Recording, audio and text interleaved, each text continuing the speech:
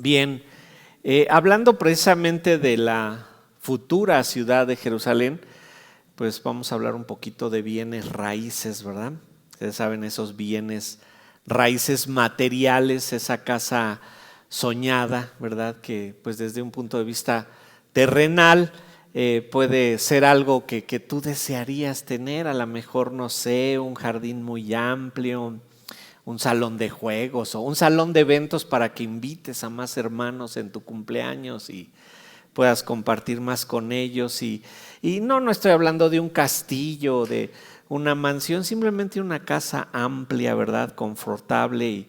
Y pienso yo, pues tal vez ya la tengas, ¿verdad? Tal vez a la mejor a esa que ya el Señor te dio, pues solo le hace falta algún detallito que le pudieras agregar ahí y que sería más agradable para ti, porque como eres creyente, vives en contentamiento con lo que el Señor te dio. Pero pensemos en algo más espiritual, ¿verdad? En una casa, vamos a pensar en bienes raíces espirituales, en esa casa soñada desde el punto de vista espiritual, en donde está viviendo un hombre y una mujer de Dios, y ese hombre de Dios instruye, enseña en la palabra, ¿verdad?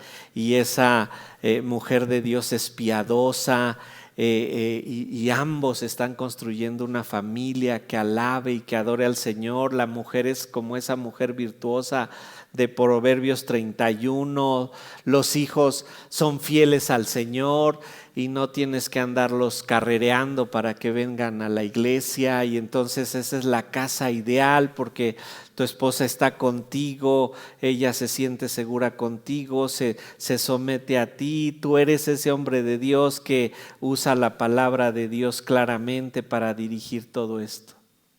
Tal vez ya tengas algo de esa casa espiritual y le haga falta también un poco, ¿verdad? Para que tú logres tenerla, pero debemos recordar que la casa perfecta la tiene nuestro gran Dios preparada para nosotros allá en la eternidad, la tiene lista para que disfrutemos de esa casa espiritual, o tal vez esa casa material con la que soñamos ya está lista allá en la eternidad y tiene una sola característica. Esa casa, esa ciudad, ese lugar donde vamos a estar, tiene una sola característica que la hace formidable, y es que ahí está la santidad de Dios. Ahí estamos viendo la gloria del Señor y esa ciudad ya está lista, ya está ahí esperándonos. Y esto es muy interesante porque en todos los pasajes que vemos algún mensaje relacionado con la ciudad de Jerusalén, con la ciudad de Sión, ahí en la Biblia, pues tiene suma importancia para nuestro Dios. Tanta importancia tiene que vamos a ver un poquito de cómo se nos habla de esa ciudad. El tema de la ciudad de Jerusalén, recuerden que Jerusalén y Sión es lo mismo, es muy importante para el pueblo de Israel. Finalmente es esa tierra prometida que Dios le dio a Abraham, es esa ciudad restaurada y eterna que vamos a ver ahí en Apocalipsis, que nos espera ahí en el futuro. Y vamos a ver un poquito acerca de esta ciudad aquí en Isaías. Vayan ustedes a Isaías 1, vayan ustedes al capítulo 1 de Isaías, en donde se nos empieza a hablar de esta ciudad. Y ahí en Isaías 1, versículo 26 y 27, fíjense cómo se habla de esta ciudad y cómo se nos habla de qué va a tener ahí. Dice Isaías 1:26, restauraré tus jueces como al principio y tus consejeros como eran antes. Entonces te llamarán ciudad de justicia, ciudad fiel. Sión será rescatada con juicio y los convertidos de ella con justicia. Se nos habla de esa justicia que va a hacer que esta ciudad vuelva a ser esa ciudad ideal, esa ciudad santa, ¿verdad? Esa ciudad que va a ser centro de atención de todo el mundo, de todo el universo. Actualmente la ciudad que se considera la ciudad que es centro del mundo es Nueva York, pero en el milenio que es en donde se cumplen todas las promesas de la ciudad de Sión, Sión va a ser ese centro de atención mundial. Vayan a Isaías 2, vayan ahí mismo a Isaías 2 y vamos a leer los versículos 2 al 4 para que vean cómo va a ser ese centro de atención. Y en especial, cuando leamos el final del versículo 4, dense cuenta que esa frase que ven ahí, esa se encuentra inscrita a la entrada del edificio de las Naciones Unidas allá en Nueva York. Dice en Isaías 2:2, acontecerá en lo postrero de los tiempos que será confirmado el monte de la casa de Jehová como cabeza de los montes, y será exaltado sobre los collados, y correrán a él todas las naciones. Y vendrán muchos pueblos y dirán: venid, subamos al monte de Jehová, a la casa del Dios de Jacob, y nos enseñará sus caminos, y caminaremos por sus sendas.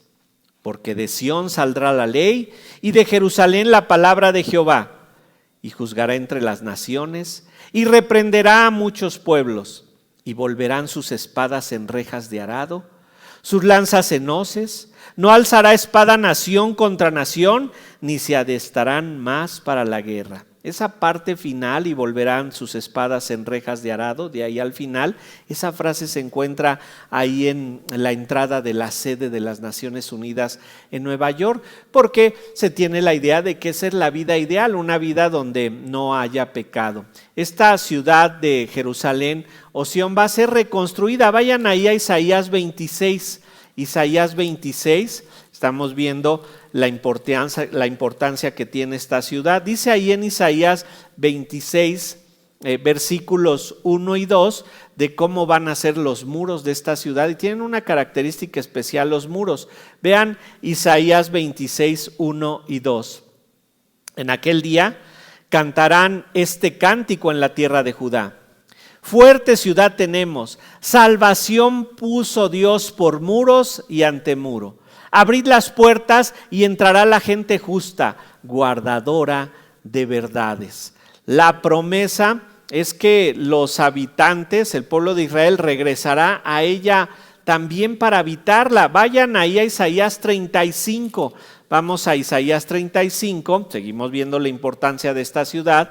Y ahí en Isaías 35 se ve cómo todo el pueblo va a tener un regreso triunfal a esta ciudad. Isaías 35, versículo 10, dice lo siguiente: y los redimidos de Jehová volverán, y vendrá nación con alegría, y gozo perpetuo será sobre sus cabezas, y tendrán gozo y alegría, y huirán la tristeza y el gemido. Noten, recuerden que en este contexto ellos se van a ir a la cautividad a Babilonia, y aquí se habla de que van a regresar, pero esta es la importancia de esta ciudad. Van a venir a Sión con alegría y habrá gozo perpetuo. Esto es lo que les dice al pueblo de Israel ahí en Isaías. Pero vayan a ver, ahora vámonos hasta el último libro de la Biblia, Apocalipsis 21, para que ustedes vean cómo esta ciudad no solamente es parte del futuro de Israel, sino que también es parte del futuro de la iglesia. Vayan a Apocalipsis 21. Apocalipsis 21. Dice ahí en Apocalipsis 21, versículo 1 y 2. Apocalipsis 21, 1 y 2.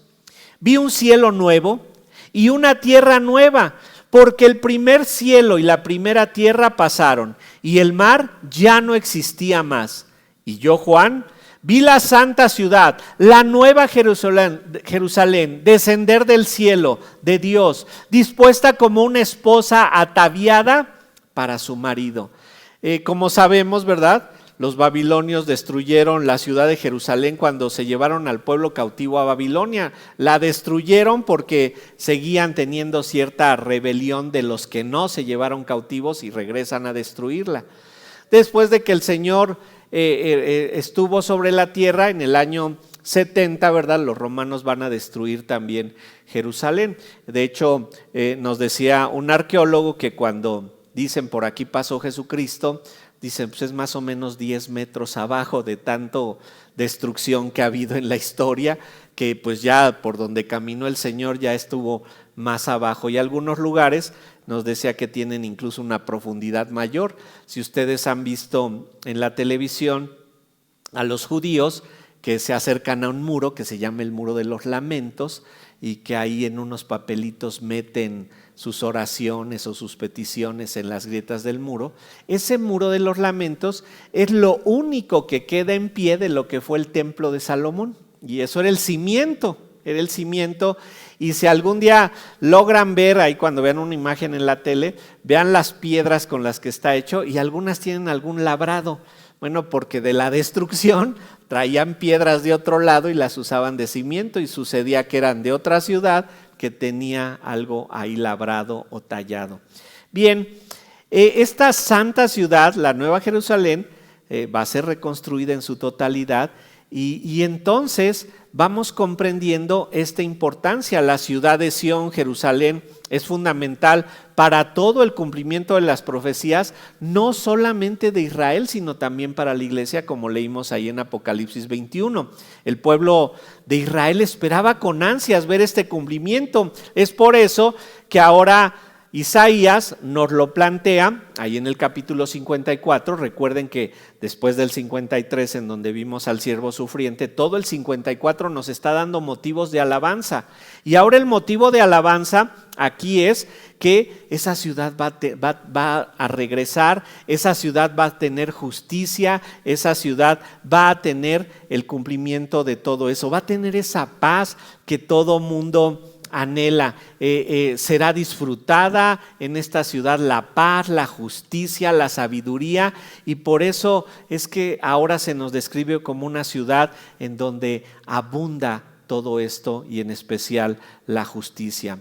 Todo el lenguaje que va a usar ahorita en los versículos 11 al 17 Isaías es un lenguaje de cambio radical para la ciudad. La ciudad que fue atribulada ahora es embellecida con justicia y con sabiduría. Y Isaías aquí presentó a su audiencia cómo sería el futuro de la ciudad. Sería perfeccionada,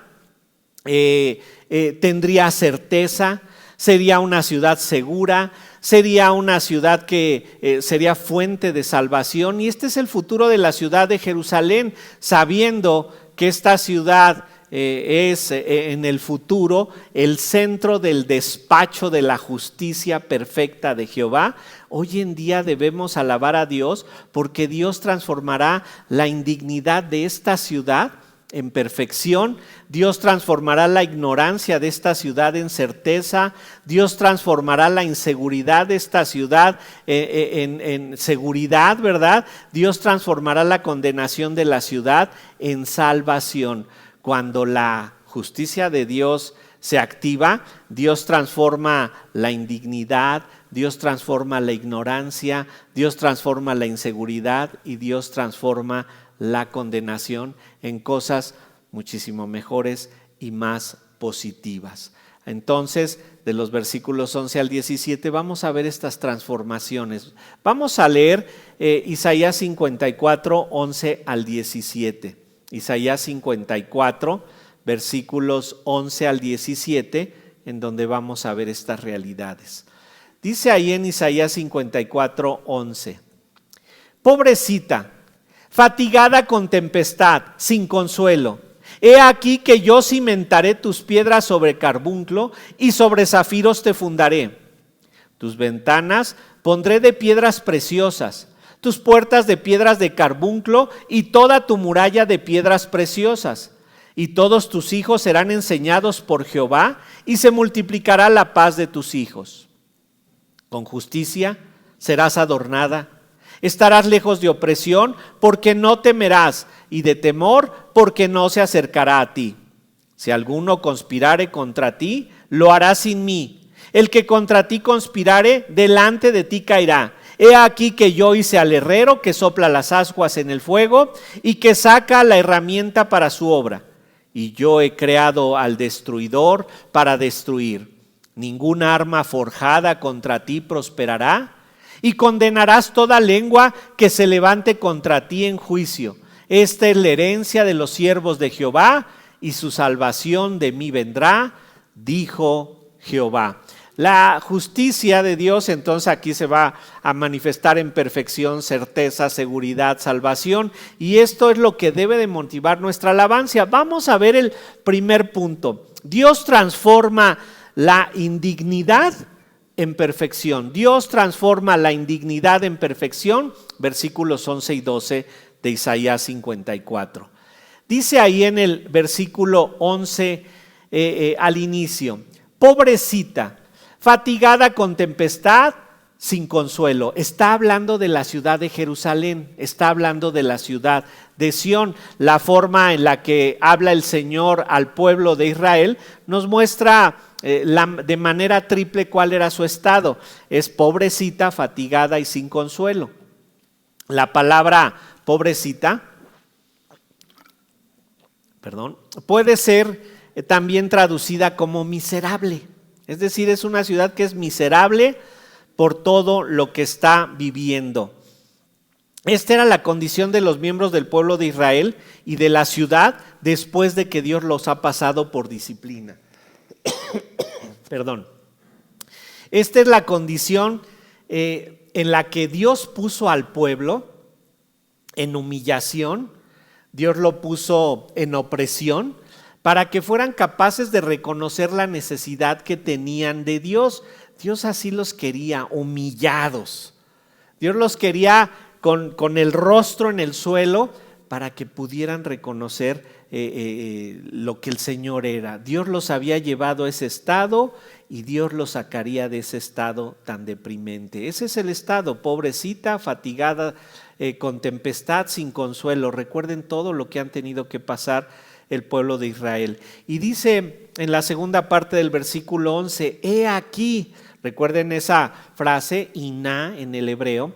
Esta frase introduce un cambio radical o especial. Incluso esta frase se llegaba a usar cuando venía un rey, por ejemplo, entrando a la ciudad. Decían, he aquí, ¿no? El rey, todo mundo preste atención porque ahí viene. Aquí esta palabra nos hace ver que debemos de prestar mucha atención al cambio que Dios va a realizar. Dice, he aquí que yo cimentaré tus piedras sobre carbunclo y sobre zafiros te fundaré. Ahora nos habla en términos de construcción, describe el cimiento que tendrá la ciudad a manera de reconstrucción. Su estado de miseria cambiará totalmente porque será reedificada desde su cimiento. Y dice ahí en nuestro versículo 11, he aquí que yo cimentaré tus piedras sobre carbunclo. El carbunclo se refiere a un mineral negro que se usaba también para pigmentar los ojos alrededor.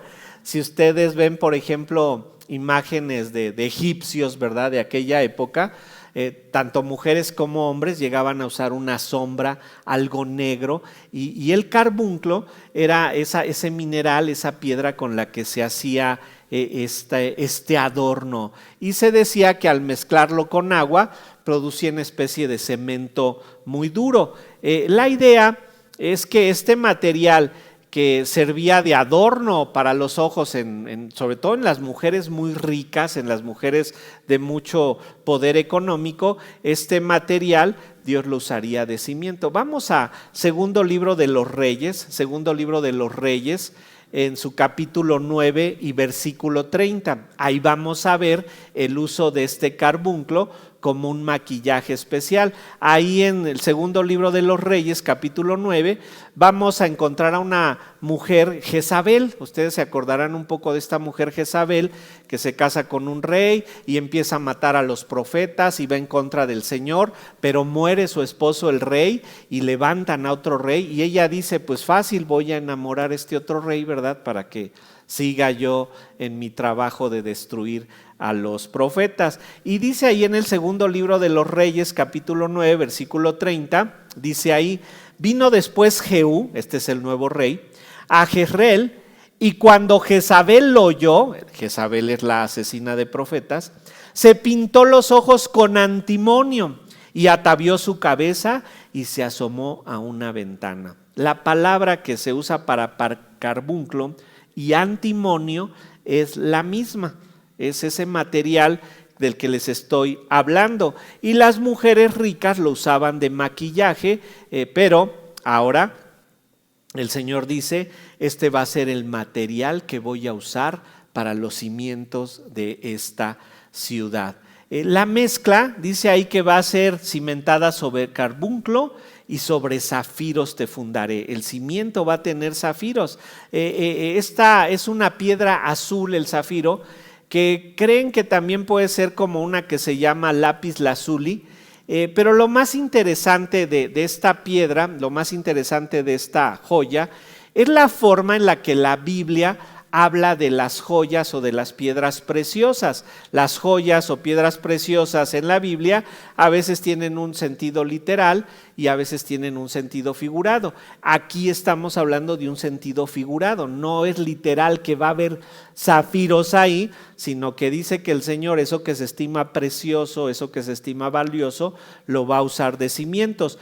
Pero fíjense bien cómo estima la joya o cómo estima el oro, la plata, la Biblia, las piedras preciosas. Vamos a Proverbios 3, vayan ahí en sus Biblias a Proverbios 3 para que vean cómo es que la sabiduría es comparada con las alhajas fabricadas, lo comparan con oro, con plata. Vayan a Proverbios 3, versículo 13 y vean cómo la ganancia de la sabiduría es mucho más valiosa que el oro fino y las piedras preciosas. Proverbios 3:13 dice lo siguiente: bienaventurado el hombre que halla la sabiduría y que obtiene la inteligencia, porque su ganancia es mejor que la ganancia de la plata y sus frutos más que el oro fino.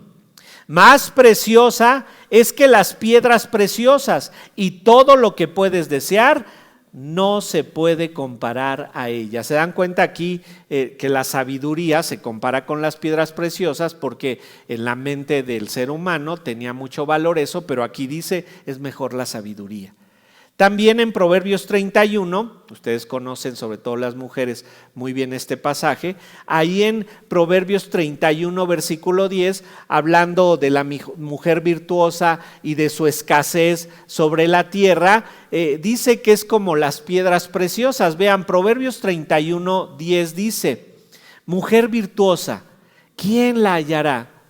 Porque su estima sobrepasa largamente a la de las piedras preciosas. ¿Sí? O sea, en la mente del ser humano la piedra preciosa tiene mucho valor y aquí el Señor dice, la mujer virtuosa tiene muchísimo más valor que ello. La mujer, entonces, ¿verdad? Desde este punto de vista, tiene opciones. Se puede comportar como joya preciosa, se puede comportar como una mujer virtuosa o se puede comportar como bisutería de Avon, ¿verdad? O sea, que no tiene mucho valor, nada más se ve bonita y nadie más la quiere ya cuando es usada, ¿verdad? Entonces, aquí vemos cómo el Señor está usando las joyas, las piedras, ¿verdad?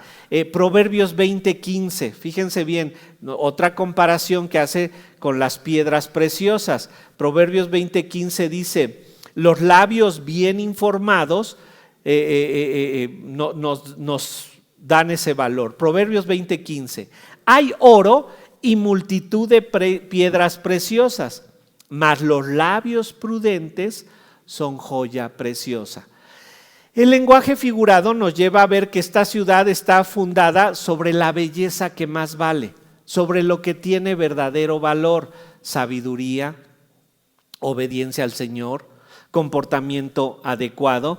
Y vean cómo siguen los adornos. Regresemos a Isaías 54 en su versículo 12. Isaías 54 versículo 12. Dice lo siguiente: tus ventanas pondré de piedras preciosas, tus puertas de piedras de carbunclo y toda tu muralla de piedras preciosas. Es muy interesante porque aquí está hablando el Señor y dice tus ventanas pondré, ¿sí? El Señor es el que va a realizar todo esto y dice que va a haber puertas y va a haber una muralla que son protección, pero ojo, en ese futuro glorioso no hay enemigos queriendo entrar a la ciudad. Acuérdense que ya todo fue transformado en el escatón, en el tiempo final, y ya no hay enemigos que estén queriendo entrar. Sin embargo, el Señor hace esta descripción para decir que la seguridad dentro de esta ciudad es total. Las piedras preciosas de la muralla también pueden representar esa seguridad ideal que es posible porque la justicia divina está reinando dentro de esta ciudad. Si tomamos todas estas referencias que di, comparando a las joyas con labios prudentes, con mujeres virtuosas, con sabiduría, esta ciudad va a estar llena de todo tipo de belleza divina, belleza espiritual, la belleza que debemos buscar. Por eso nuestros bienes raíces, ¿verdad? Pues deben de ser espirituales en ese futuro. Por todo esto, ellos debían alabar a Dios. Todo el pueblo de Israel, conociendo todo esto, debía alabar a Dios. Todos los malestares que han pasado como pueblo de Dios serían transformados en una belleza sin igual, en una belleza que superaría toda expectativa, en donde habría una seguridad total. La ciudad, ¿verdad?, que vimos descrita también en Apocalipsis 21, es esta ciudad en la que se nos muestra todo lo que el Señor ha hecho. Y por eso la ciudad de Jerusalén tiene tanta importancia en todas las profecías. Y noten, ¿dónde está el cambio, la transformación? Vamos a ver, ya vimos esa belleza que el Señor les va a dar, pero para resaltarlo vamos a recordar cómo estaba la ciudad. Vayan a Isaías 1, para que veamos nuevamente cuál era el estado de esta ciudad. Isaías 1:8, Isaías 1, versículo 8, en donde se nos muestra su estado de indignidad. Dice en Isaías 1:8: y queda la hija de Sión como enramada en viña, como cabaña en melonar, como ciudad asolada. Ahí mismo vean el versículo 21. Isaías 1:21.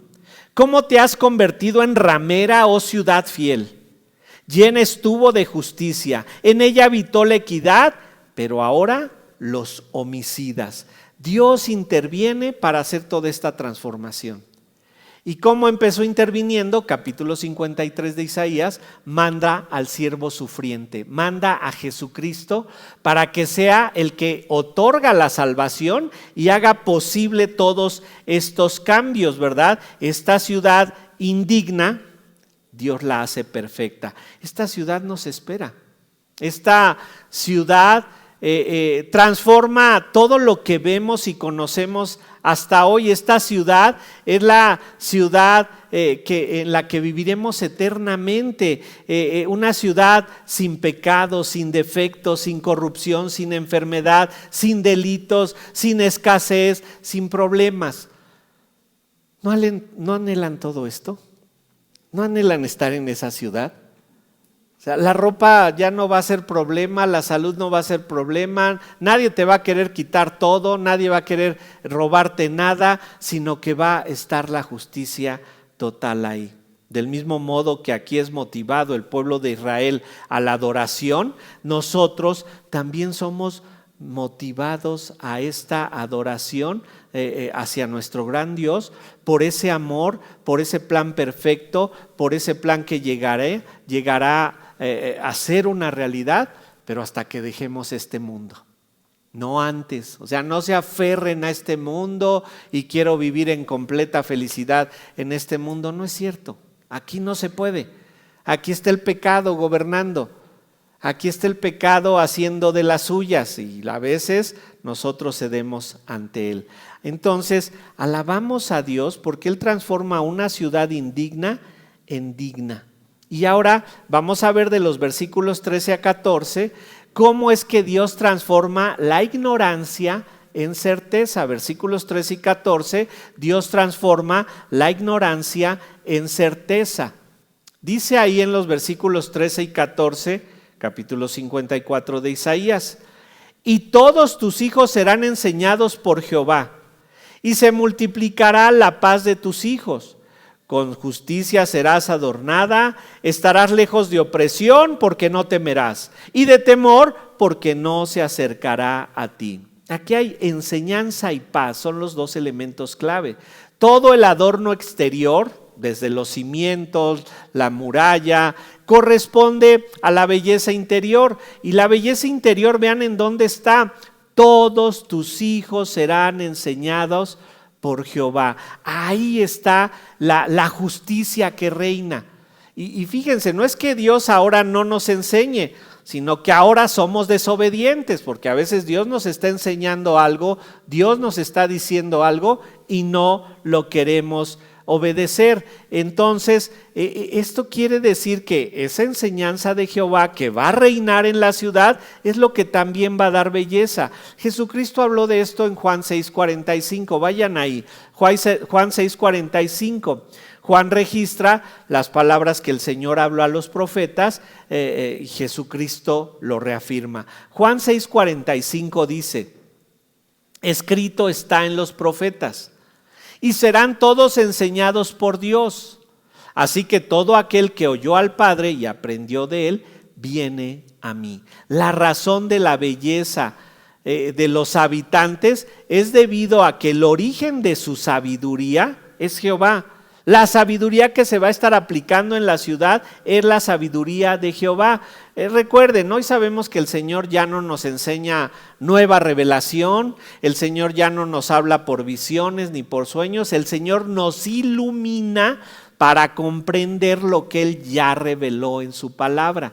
Hoy no recibimos nueva revelación, simplemente logramos comprender lo que Él ya dijo. Y es por eso que la predicación de la verdad de la palabra de Dios puesta en práctica es la que embellece nuestra mente, embellece nuestras palabras, es la que embellece todas nuestras acciones. Pero debemos de conocer profundamente la palabra de Dios. Cuando solo se escucha y no se practica, pues no se logra su efecto. Hay que venir, hay que aprender, hay que entender lo que ella dice y hay que ponerlo en práctica. Antes de conocer profundamente la palabra de Dios, nuestra ignorancia nos provoca muchísimas más dudas que certezas. Por ignorancia, por no conocer claramente lo que la palabra de Dios dice. La duda siempre es producto de la falta de conocimiento profundo de la palabra de Dios. Por eso hay ignorancia, por eso no hay paz, por eso no logramos solucionar nuestros problemas. Sabemos que el Espíritu de Dios mora en nosotros, nos guía a la verdad y, para usar una palabra más moderna y más actual, ¿verdad?, nos empodera para la obediencia. Eso es lo que hace el conocimiento de la palabra de Dios, de tal modo que reconocer la presencia del Espíritu de Dios en tu vida se manifiesta en la belleza de Dios que manifiestas en tus pensamientos, en tus palabras y en tus acciones. Pero ¿qué es lo que es afectado? Primero, tu pensamiento, lo que abunda en tu mente.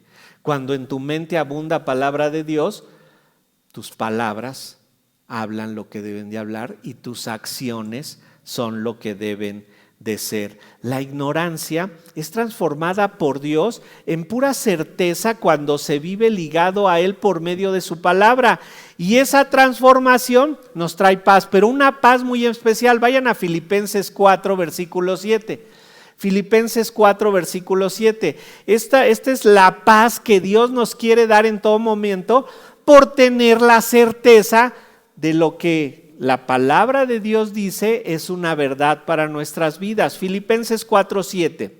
Y la paz de Dios, que sobrepasa todo entendimiento, guardará vuestros corazones y vuestros pensamientos en Cristo Jesús. Noten, esta paz sobrepasa todo entendimiento.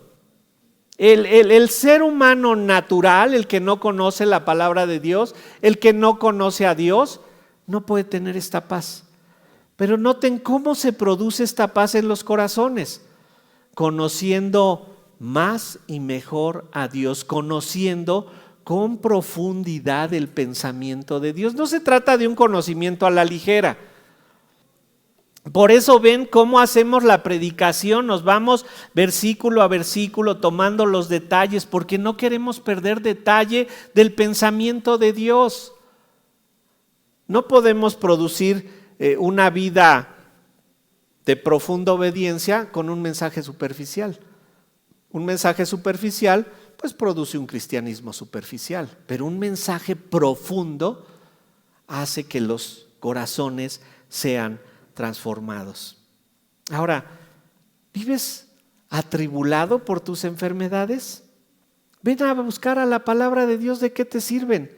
Acuérdate que a Dios le interesa más tu parte espiritual que tu parte física, y muchas veces afecta nuestra parte física para que podamos confiar en Él nuestra parte espiritual. ¿Vives atribulado por tu cónyuge? Ven a buscar a la palabra de Dios cómo se debe vivir en matrimonio, pero vívelo. Conoce cómo es y vívelo. ¿Vives atribulado por tu trabajo?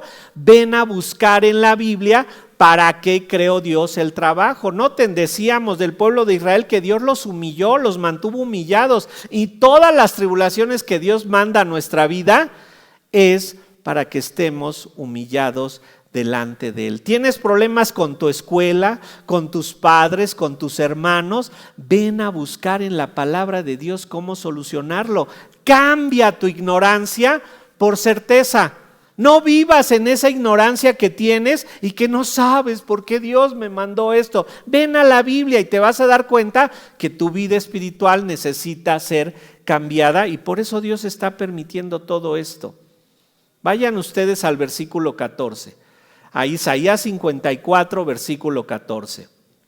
Dice ahí: con justicia serás adornada, estarás lejos de opresión porque no temerás, y de temor porque no se acercará a ti. La justicia no solo es adorno, es como un escudo que no permite que llegue la opresión y el temor. Noten, la justicia de Dios es sabiduría en acción. La rectitud significa pegarse a la ética o bien a la moral que es determinada en la ley de Dios.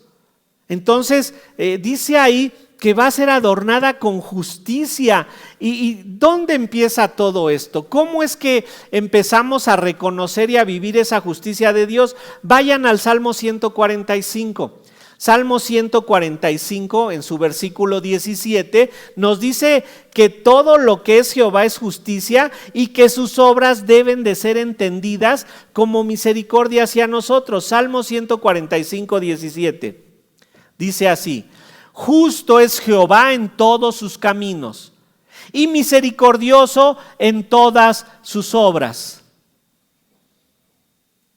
Hemos hablado a veces de lo que es la elección de Dios, y a veces la gente dice: ¿y por qué Dios no eligió a los demás? Mira, eso no me sorprende. Me sorprende que nos haya elegido a nosotros. Eso sí es sorprendente, porque éramos iguales que los otros. Entonces debemos entender que todo lo que Dios hace, Él es justo en todos sus caminos y misericordioso en todas sus obras. Ay, Señor, ¿por qué me mandas esta enfermedad? Mira, te debería de matar, de aplastarte como cucaracha, y solo te mandó una enfermedad para que te humilles delante de Él. Obviamente, esta justicia, esta salvación, es la que provee el siervo. Acuérdense de dónde venimos en Isaías, capítulo 53, donde se nos habla del Señor Jesucristo. Lo que da base a la justicia de Dios es la salvación, esa salvación que nos es otorgada por Cristo y que experimentan los moradores de esta ciudad de Sión, esta ciudad de Jerusalén, en el futuro. En el futuro, cuando la justicia de Dios es reconocida y practicada por todos, el pecado deja de tener efectos sobre la creación. Vayan a Proverbios 14.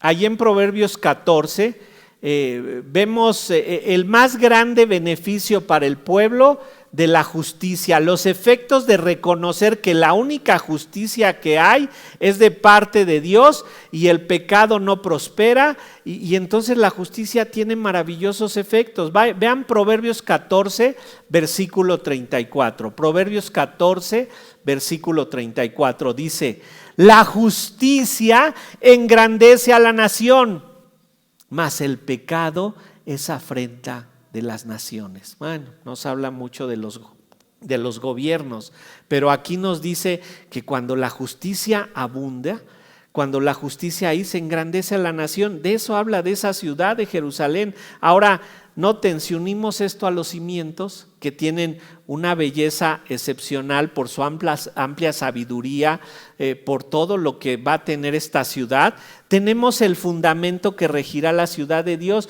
Lo que regirá a la ciudad de Dios va a ser la justicia de Dios. Teniendo la certeza de que la justicia de Dios reina desde hoy, reinará eternamente con plena conciencia en todos los habitantes de la Nueva Jerusalén. Hoy la única justicia que hay es la justicia divina. Debemos empezar a vivirla desde aquí y noten, esto produce confianza y esa paz inigualable, como leímos en Filipenses 4:7, la paz que sobrepasa todo entendimiento. Y noten, la paz de Dios no puede coincidir con la lógica humana. Los pensamientos de Dios son superiores a los pensamientos humanos. La ignorancia de que Dios reina, la ignorancia de que la justicia de Dios es lo que más nos conviene, la ignorancia de que Dios nos va a llevar en esta vida para compartir su gloria con nosotros, puede hacer que vivamos centrados en esta tierra como si fuera lo más importante. No, hermanos, no es lo más importante esta tierra. No le crean a la filosofía que dijo el hombre nació para ser feliz. Eso no nos lo muestra la Biblia. Lo importante es ir experimentando esta paz al reconocer que Dios reina ya y que todo lo que sucede está bajo su control. Dios transforma la ignorancia en certeza cuando estudias más y más su palabra, su voluntad, sus testamentos. Regresemos ahí a Isaías 54:14, donde dice: con justicia serás adornada, estarás lejos de opresión, porque no temerás, y de temor, porque no se acercará a ti. Vas a ser libre, noten, de opresión y de temor. Hay una exhortación que nos hace Pedro. Vayan a la primera carta de Pedro, capítulo 2, versículo 11. Primera de Pedro 2, 11. Y vean esta exhortación que nos hace el apóstol Pedro. Y vean, cuando tu mente está informada, no habrá temor ni opresión, porque entenderás claramente qué haces en esta tierra. Eres un extranjero y eres un peregrino en esta tierra. Vean, Primera de Pedro 2:11 dice, Primera de Pedro 2:11, amados, yo os ruego como a extranjeros y peregrinos que os abstengáis de los deseos carnales que batallan contra el alma. Somos extranjeros y peregrinos aquí, vamos de pasadita. Noten, 75, 80, 85 años, tenemos una hermana que ya rebasó en los 100 años, la mamá de Vero, creo que ya llegó a los 100, 101. Bueno, pues échale otros 5, 106. Es el único tiempo que vas a tener que soportar a tu marido. Nada más 106 años, ya.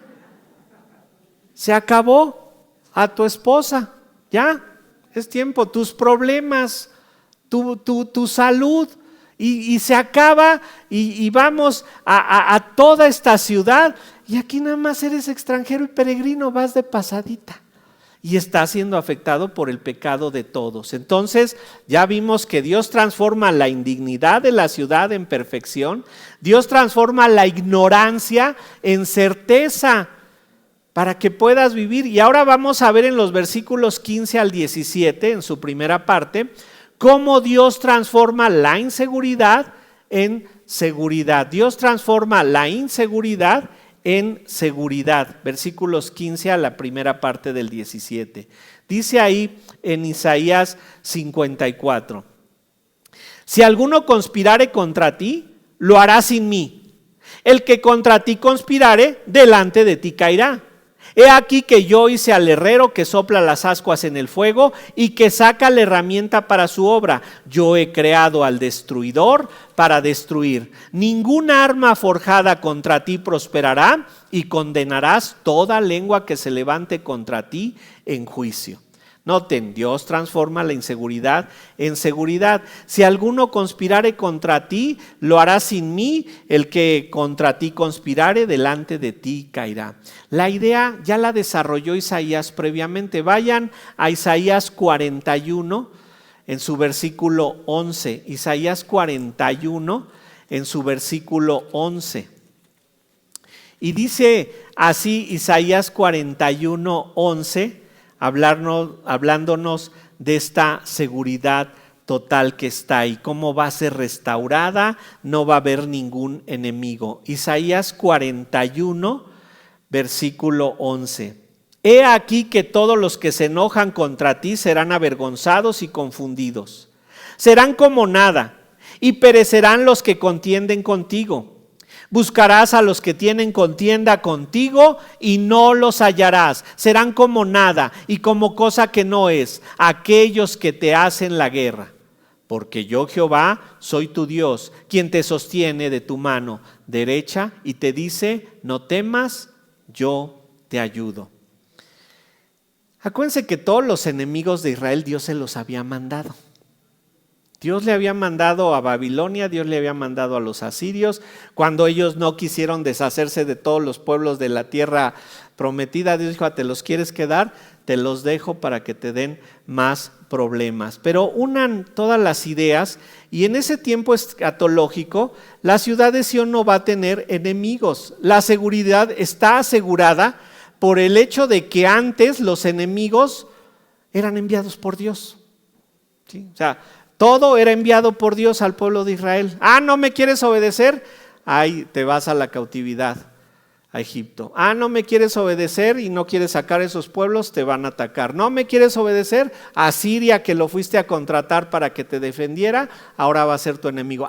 Sigues sin quererme obedecer, te vas a la cautividad a Babilonia. Dios es el que está al control. Y ahora, en ese momento, Dios ya no tiene que hacer eso. ¿Por qué? Pues porque estamos obedeciendo, porque en esa santa ciudad ya no va a haber pecado. Todos vamos a estar en obediencia total. Esta es la idea que nos expresa Romanos 8:38. Vayan a Romanos 8:38, pasaje que también lo conocen muy bien, en donde nos habla de esa seguridad total que tendremos en ese futuro escatológico con el Señor. Romanos 8:38. Por lo cual, estoy seguro de que ni la muerte, ni la vida, ni ángeles, ni principados, ni potestades, ni lo presente, ni lo porvenir, ni lo alto, ni lo profundo, ni ninguna otra cosa creada nos podrá separar del amor de Dios que es en Cristo Jesús, Señor nuestro. ¿Se dan cuenta la seguridad total? Dice, ni ninguna cosa creada, bueno, ni siquiera tú vas a poderte hacer daño a ti mismo. ¿Qué tantas cosas te amenazan hoy? ¿Qué tantas cosas buscan que te centres en tu carnota? Que te centres en los deseos de tu carne. ¿La muerte? Ay, hermano, es que el COVID no me vaya a morir. Oye, pues ¿no te quieres ir al cielo? Pues ya vámonos. No, vámonos, Señor. La vida, o sea, te agobia tanto el tener que vivir aquí. O sea, allá no va a haber nada. La ciudad te agobia. Bueno, a mí sí, cuando ya llego a ir al centro de la ciudad, no quiero ir. El tráfico ya, acá en los suburbios ya lo amo, ¿verdad? Porque no hay que enfrentar eso. ¿Qué te agobia hoy que te haces entrar? ¿Tu casa? A lo mejor tu casa dices, no, pues le falta aquí, le falta allá. Tu auto tu auto es el que te agobia, tu marido es el que te está agobiando, tu esposa, ¿verdad? Miren, con todas estas cosas, con todo este tipo de presiones, suele suceder que nos apartan del amor de Dios. ¿Por qué nos apartan? Porque nos empezamos a concentrar en ellas. Nos empezamos a concentrar en todas las cuestiones materiales. Y bueno, momentáneamente no hay problema. Hay casos en que los afanes de la vida no dejan que crezca esa semilla de fe que Dios puso en ti y que se ahogue porque no tiene cimientos, porque no tiene raíces, y entonces te olvides de Dios. La seguridad que va a ofrecer esta ciudad es tal que Dios dice que controlará todo. Desde la tecnología la va a controlar Dios. Vamos a tener tecnología allá en la eternidad. Y Dios también dice que allá va a tener controlado al maligno, pero eso ya lo hace hoy. Nada más que tú no te quieres dar cuenta de cómo lo hace el Señor. Vayan a Isaías 54 nuevamente. Vayan a Isaías 54, vamos al versículo 16 para que vean todo este control absoluto del Señor. Isaías 54, versículo 16. He aquí que yo hice al herrero que sopla las ascuas en el fuego y que saca la herramienta para su obra, y yo he creado al destruidor para destruir. Noten el control que tiene aquí el Señor. Él le dio la habilidad al herrero. Dicen los investigadores, ¿verdad? Los evolucionistas. No, primero fue la edad del cobre, ¿ah? Y luego el hombre evolucionó lentamente y fue la edad de bronce. Y luego después de la edad de bronce llegaron a la edad del hierro. La Biblia dice patrañas. El herrero sabe utilizar el metal porque yo le di la habilidad para hacerlo. Yo le enseñé cómo se trabajaba el hierro. Por eso dice ahí, yo hice al herrero. Dios le dio al hombre las habilidades para forjar el hierro. Y nada más piénsenlo tantito. ¿De dónde el hombre iba a sacar? Si hay que poner ascuas de fuego y traer el metal, extraerlo y luego fundirlo ahí, y entonces ya se le dan de martillazos y ya va a salir esto. Es que evolucionó. Nada más le tomó como 200 a 300 mil años al hombre, ¿no? Aprender eso, ¿verdad? No, aquí dice claramente, yo hice al herrero. Yo le di las habilidades como las sigue dando hoy el Señor a toda persona que demuestra cualquier tipo de habilidad. Aún en lo más nuevo el Señor les da la habilidad. Aquí dice que Él creó al herrero que sopla las ascuas en el fuego y saca la herramienta para su obra. Y noten, Dios no es responsable de que el herrero haga algo para la agricultura, ¿verdad? O haga un arma para destruir a los demás. Dios les dio la habilidad, pero el hombre es el que decide cómo va a hacer todo esto. El hombre decidió hacer armas para hacer guerra, pero Dios hizo todo para que su gloria fuera manifestada.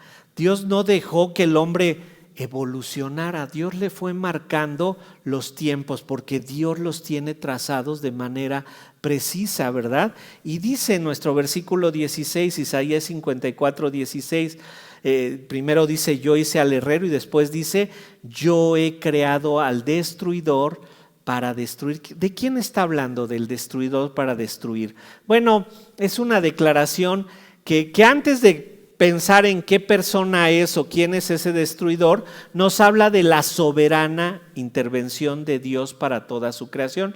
Vamos a ver esto, cómo es que esto del destruidor para destruir está bajo el control de Dios. Fíjense bien, vamos a Jeremías 2, versículo 30. Jeremías 2, versículo 30, en donde vemos que el destruidor puede hacer referencia a un león, pero vean ese león, ¿quién lo hizo? Dice Jeremías 2:30, ¿verdad?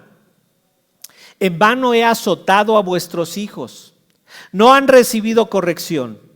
Vuestra espada devoró a vuestros profetas como león destrozador. Noten la espada que formó el herrero, el león que es la imagen de un animal destructor, pero todo esto bajo el control divino.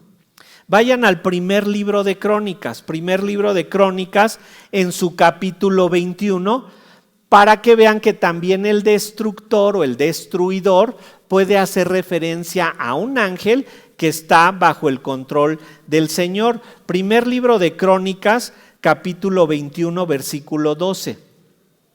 Dice ahí el Señor: escoge para ti o 3 años de hambre, o por 3 meses ser derrotado delante de tus enemigos con espada de tus adversarios, o por 3 días la espada de Jehová, esto es, la peste en la tierra, y que el ángel de Jehová haga destrucción en todos los términos de Israel. Mira pues, ¿qué responderé al que me ha enviado? Noten, aquí el destructor es un ángel de Jehová. ¿Se acuerdan quién es el ángel de Jehová? La segunda persona de la Trinidad.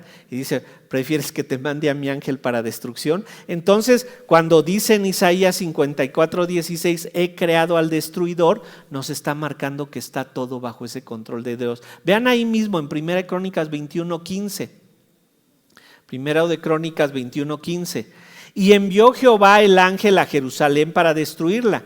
Pero cuando él estaba destruyendo, miró Jehová y se arrepintió de aquel mal y dijo al ángel que destruía: basta ya, detén tu mano. El ángel de Jehová estaba junto a la era de Ornán Jebuseo.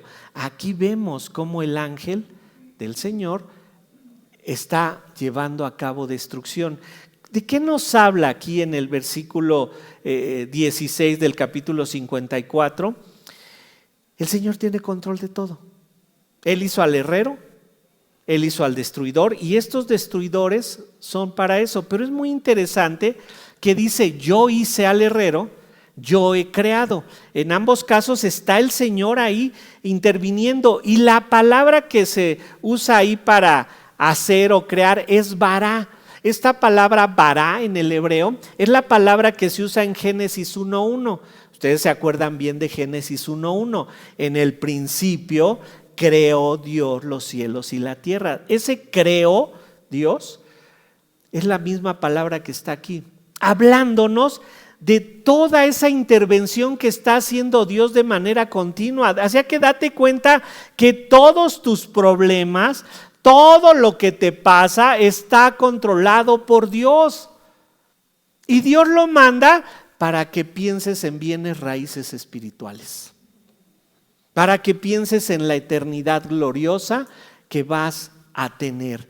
Qué maravilla es recordar que Dios es el creador, que Él está directamente involucrado con su creación, con sus criaturas. Es por eso que nadie puede hacernos nada que Dios no haya autorizado previamente. No te llega ningún problema de manera fortuita. Tus problemas, esos que te llegan, en los que tú te metes, esas enfermedades que a lo mejor dices: no, pues yo no tenía nada que ver y me llegó la enfermedad. Todo eso es para que tú voltees a ver a Dios y haya una transformación en tu vida. Pero ¿de qué te sirve venir a leer, venir a aprender, ir a vivir la vida que tú quieras? Dios va a seguir obrando. Mira, si no eres hijo de Dios, ni te preocupes, sigue viviendo la vida que llevas. Sigue viviendo como se te dé tu regalada gana. Pero si eres hijo de Dios, Dios te va a meter en más problemas porque quiere que te enfoques en la vida espiritual. Ahora, nos llegan problemas de otras gentes que nos hacen daño. No se preocupen. El infierno se tiene que llenar. ¿Y cómo se va a llenar? Pues solo de la gente que nos hace daño. ¿A quiénes? A los cristianos, a los que sí creen en el Señor. Si se hacen daño entre ellos, pues ¿qué? Todos van al infierno. Piensan que es fiesta y diversión allá abajo. No, ahí se van a seguir haciendo daño unos a otros. Pero para que el infierno se llene, nos tienen que venir a hacer daño a nosotros. Así de que cuando alguien te hace daño a ti, dile: ya contribuiste otro más al infierno, ¿verdad? Síguele, vas bien.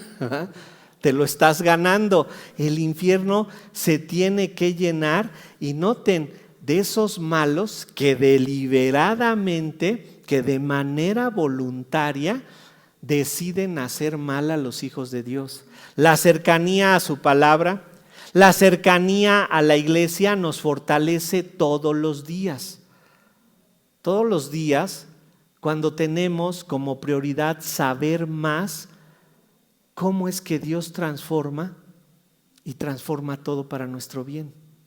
Pero ojo, tenemos que practicarlo. Esta es la inversión en los bienes raíces de la ciudad de Sión, no en la tierra donde la polilla y el orín corrompen. Y vamos a la primer parte del versículo 17. Recuerden, seguimos viendo cómo Dios transforma la inseguridad en seguridad. Primer parte del versículo 17, capítulo 54 de Isaías. Ninguna arma forjada contra ti prosperará, y condenarás toda lengua que se levante contra ti en el juicio. No habrá nada ni nadie que nos pueda privar de nuestros derechos. En Sión no habrá nada ni nadie que pueda privar de sus derechos a todos los habitantes de la ciudad de Sión.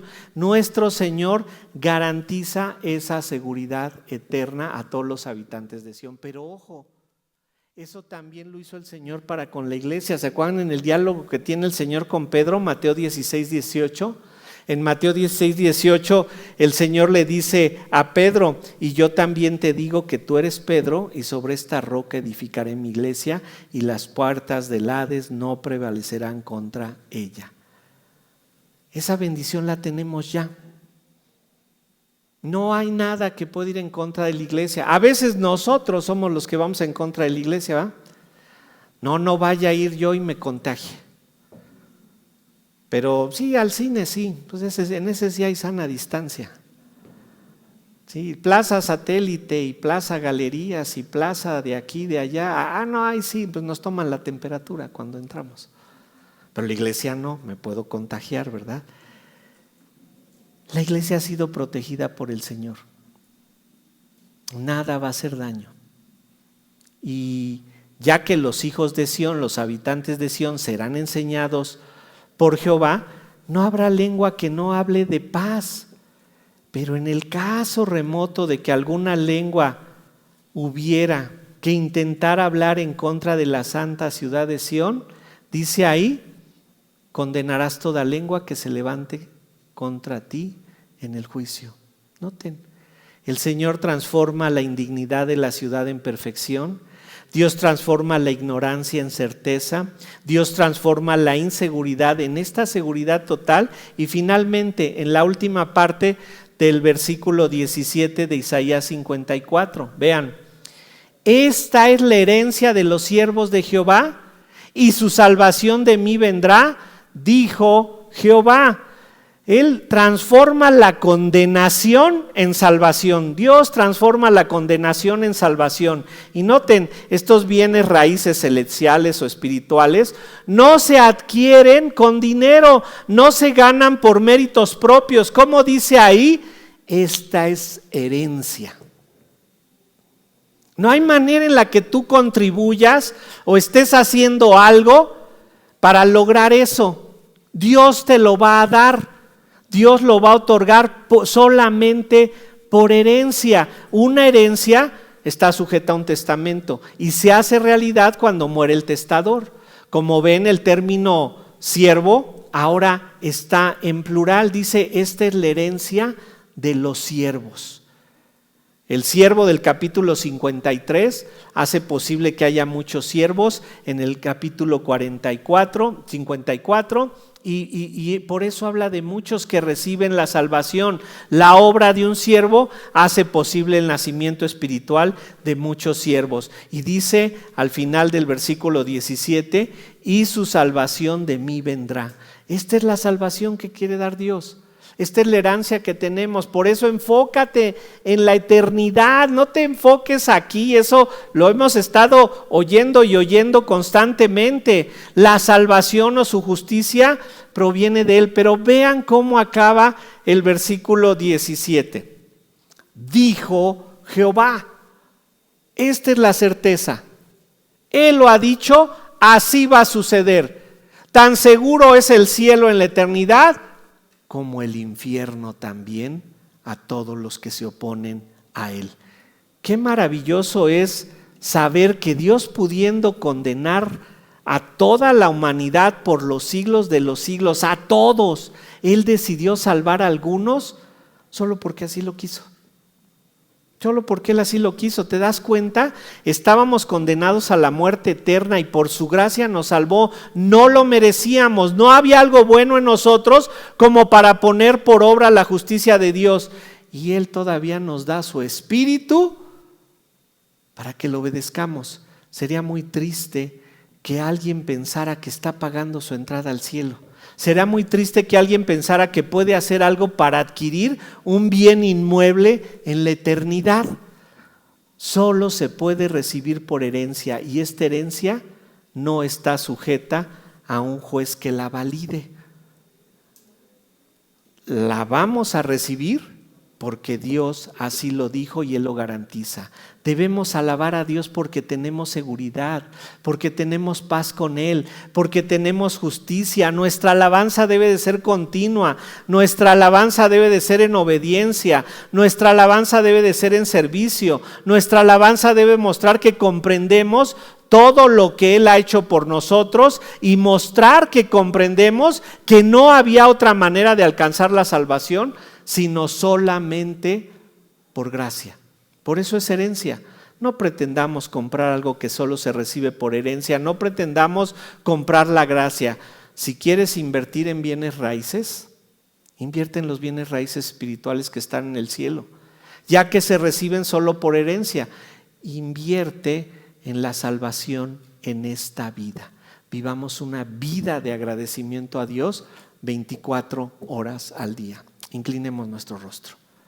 Señor, te alabamos y te damos infinitas gracias porque todo lo has hecho perfecto, Señor. Todo lo has preparado de una forma que nosotros ni siquiera podríamos imaginar. Gracias te damos por ese cuidado que tuviste desde antes de la fundación del mundo, de crearnos, de enviarnos a tu Hijo para que nos diera la salvación, de convencernos por medio del Espíritu que éramos pecadores y de otorgarnos esa salvación, de llevarnos a esa ciudad gloriosa que es la que anhelamos, que es la que nos hace anhelar este mundo, Señor. Gracias te damos por todo ese cuidado que tienes para con nosotros. Recibe nuestra alabanza, Señor, no porque creamos que es un mérito, sino porque sabemos que es la única manera en la que podemos reconocer tu grandeza y tu gloria. Padre bendito, oramos a ti en el nombre que es sobre todo nombre, en el nombre de Cristo Jesús. Amén.